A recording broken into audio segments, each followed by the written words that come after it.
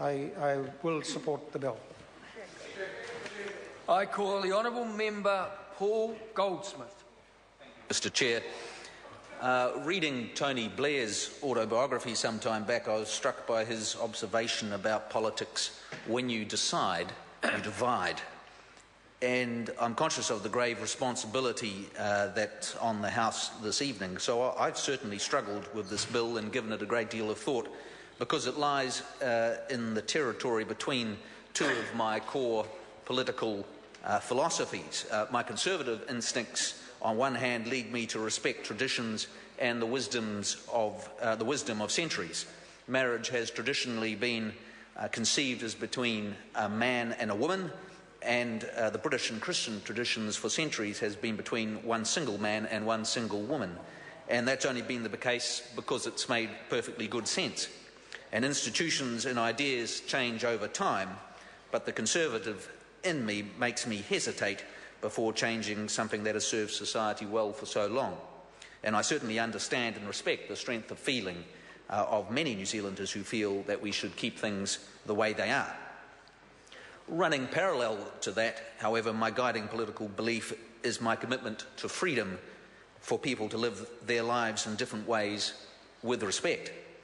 Life is interesting, society is dynamic, culture is diverse when people are free and have the liberty to live in different ways.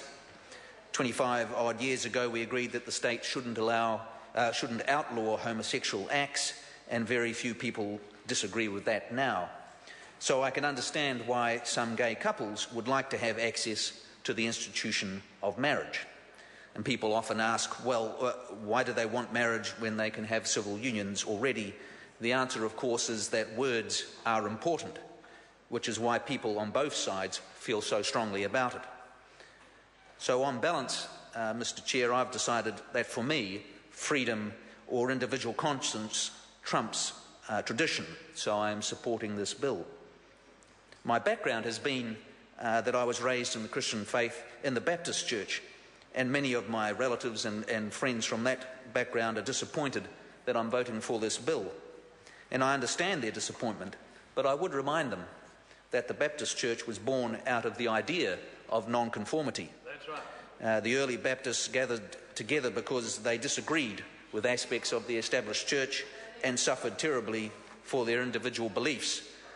And that tolerance of religious non-conformity, which English-speaking peoples had arrived at certainly by the 19th century, was fundamental in establishing many of the freedoms and the liberties that we enjoy today.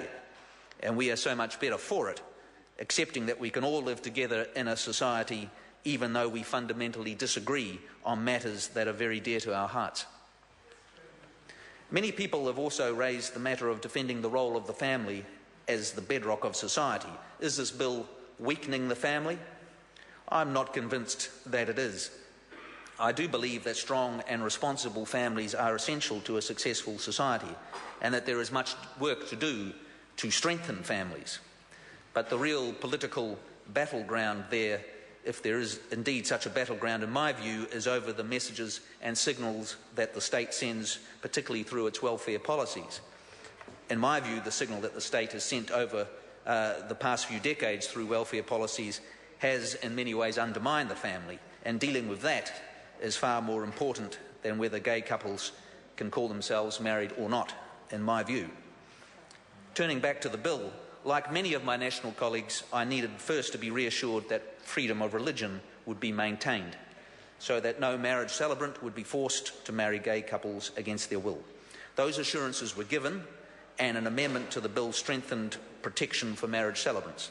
And I'm sure the will of Parliament on this matter is very clear. An SOP by my colleagues McIndoe and Mitchell make that even clearer. I also voted for a proposal that there be a referendum on this topic before the bill became law. I see it as materially different to a referendum on government policy such as parcel assets, where the government policy was explicitly outlined before an election and is core to economic policy. In those circumstances, to my mind, there's no argument for a separate referendum. It seems to me, though, on matters of major social change, such as this, particularly when there has been relatively little discussion before or during an election campaign, a referendum is appropriate. So I was disappointed that that was lost, and I'll support the SOP. Is the member seeking another call? No, that's enough. Thank you. I call the honourable member David Bennett. Thank you, Mr. Chair. And I just want to take a short call following on